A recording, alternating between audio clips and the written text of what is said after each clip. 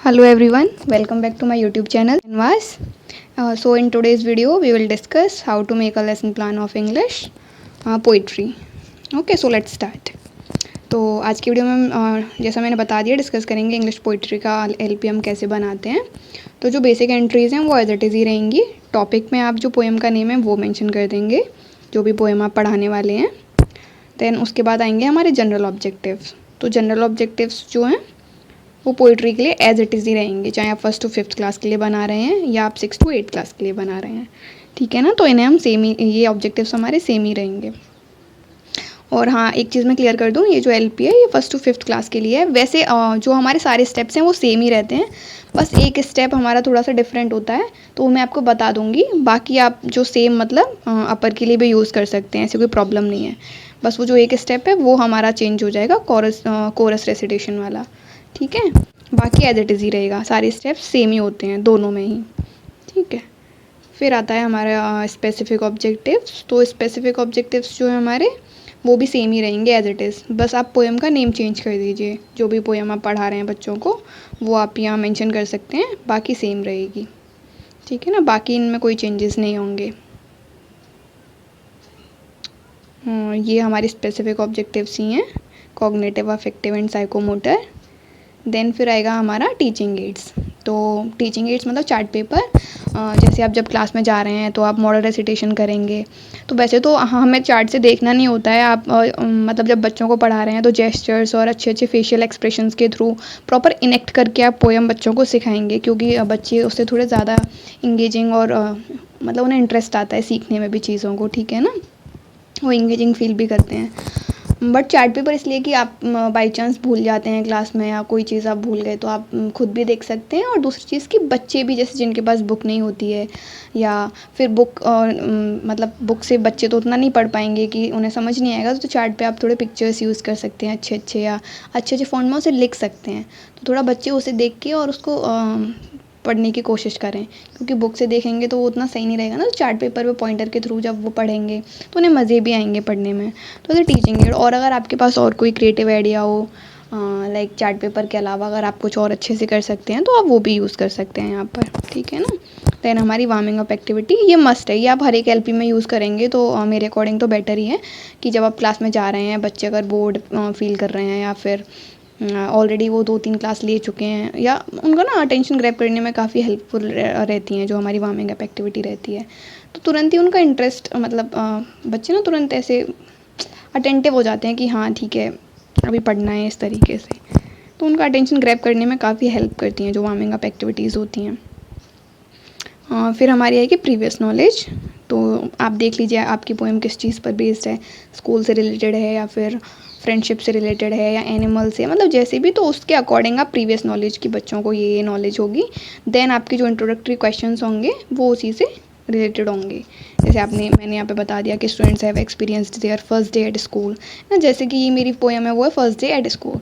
तो सब लोग स्कूल जाते ही हैं पहले दिन, तो सबको थोड़ा रहता होगा ना, किसी को डर लगता होगा, किसी को मतलब हैप्पी फील करते होंगे कुछ लोग, कुछ सैड फील करते होंगे। तो सबके अपने अपने इमोशंस होते हैं, या किसी को काफ़ी ज़्यादा डर लग रहा होता है, एंजाइटी हो रही होती है।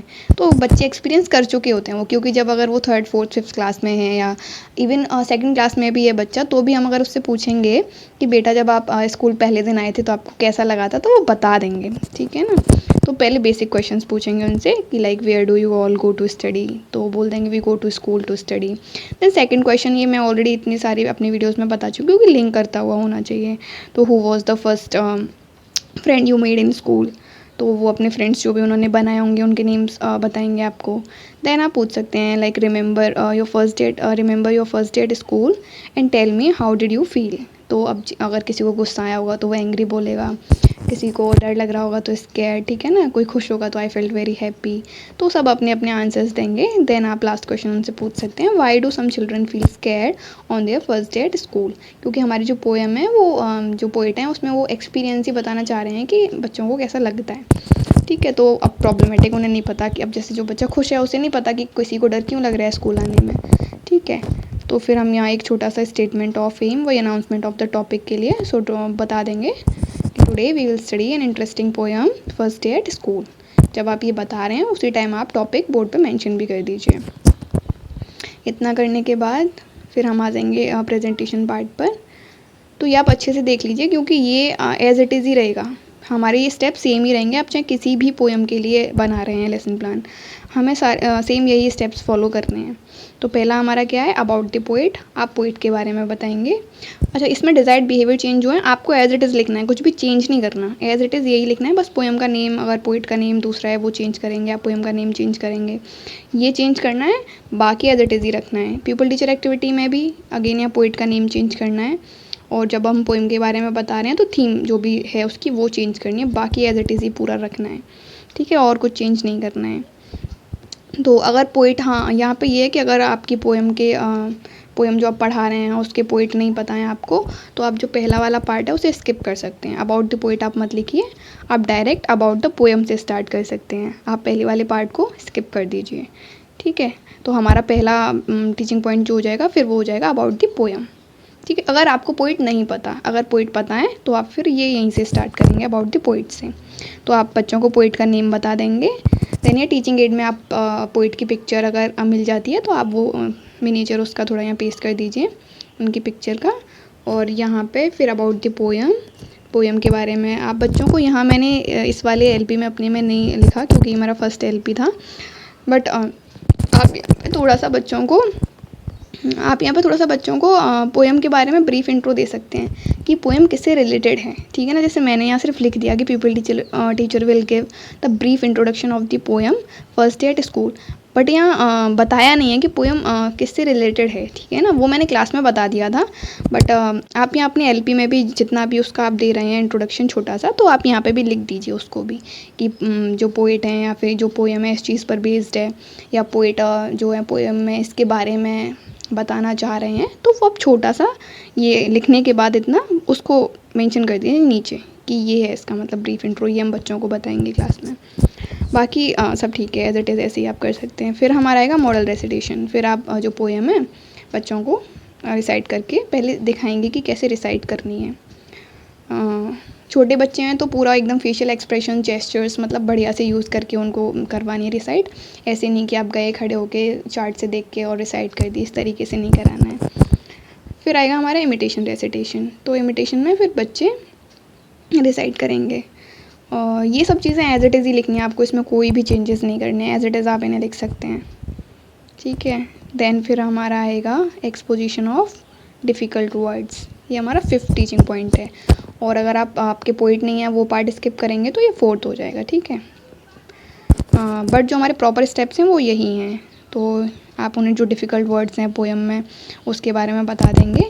इसमें हम डायरेक्ट मेथड यूज़ करते हैं, जैसे हमने प्रोज वाले एलपीज़ जो देखे थे उनमें क्या था कि उनमें हम डिवाइसेस यूज़ कर रहे थे, सिनोनियम, पिक्चर्स या इनेक्ट करके जब कोई वर्ड मीनिंग समझा रहे थे, ठीक है ना। बट जो हमारे पोएम वाले, पोइट्री वाले लेसन प्लान्स जब हम बनाते हैं तो इनमें हम डिवाइस यूज़ नहीं करते, इनमें हम डायरेक्ट वर्ड मीनिंग्स को समझा देते हैं बच्चों को कि वर्ड लिखा, अगर आपको वहाँ थोड़ा इंटरेक्शन करना है क्लास में तो पूछ लिया कि क्या पता है। अगर बच्चे बता पा रहे हैं उससे रिलेटेड कुछ भी तो ठीक है, नहीं तो आप उन्हें समझा दीजिए कि ये होता है और बोर्ड पर लिख दीजिए मीनिंग को, ओके। इसमें कोई आपको डिवाइस यूज़ नहीं करनी है, डायरेक्ट मेथड यूज़ करना है कि डायरेक्ट आपको समझा देना है। फिर हमारा आएगा एक्सप्लेनेशन पार्ट। तो क्योंकि ये छोटे बच्चों के लिए मतलब 1st to 5th क्लास के लिए है, तो हमने यहाँ पे साइलेंट रीडिंग को स्किप किया है।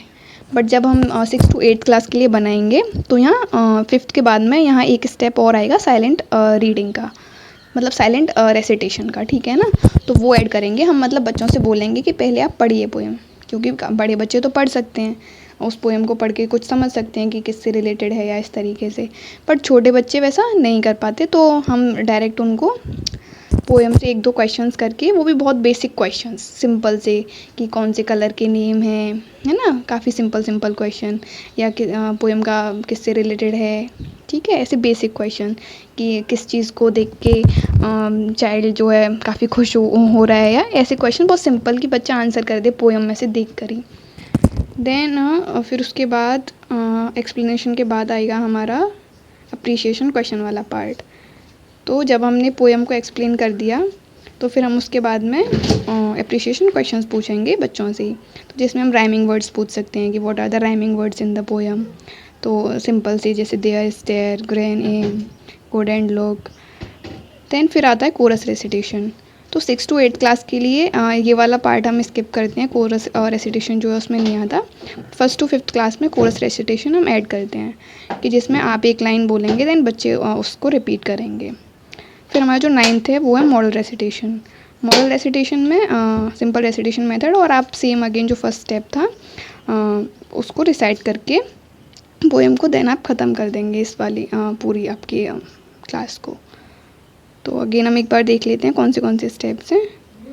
फर्स्ट है अबाउट द पोएट, देन है अबाउट द पोएम, देन है मॉडल रेसिटेशन। और ये मैं आपको ऑलरेडी बता चुकी हूँ कि अबाउट द पोएट, अगर आपको पोएट का नेम नहीं पता तो आप ये वाला पार्ट स्किप कर सकते हैं। फिर हमारा model recitation, then imitation recitation, exposition of difficult words. और यहाँ अगर आप 6 to 8 के लिए बना रहे हैं तो यहाँ पर साइलेंट रेसिटेशन ऐड कर लीजिए, अगर 1st to 5th के लिए है तो स्किप कर दीजिए, एज इट इज़ फॉलो कर लीजिए। फिर एक्सप्लेनेशन हमारा आ जाएगा, बट उससे पहले आप 1-2 क्वेश्चंस पूछेंगे देन एक्सप्लेन करेंगे, ठीक है ना। समराइज फॉर्म में जो भी उसका है पोएम को आप एक्सप्लेन कर देंगे बच्चों को। अप्रिशिएशन क्वेश्चंस, तो इसमें आप राइमिंग वर्ड्स पूछ सकते हैं बच्चों से, या फिर सिमिलर वर्ड्स भी पूछ सकते हैं, या फिर रिपीटिंग वर्ड्स भी पूछ सकते हैं कि कौन से वर्ड्स रिपीट हो रहे हैं पोएम में, ठीक है ना। उसके बाद कोरस रेसिटेशन, अगर 6 to 8 की पोएम है तो आप कोरस रेसिटेशन नहीं कराएंगे, क्योंकि वो बड़े बच्चे होते हैं तो उनको उस चीज़ में मज़े नहीं आते।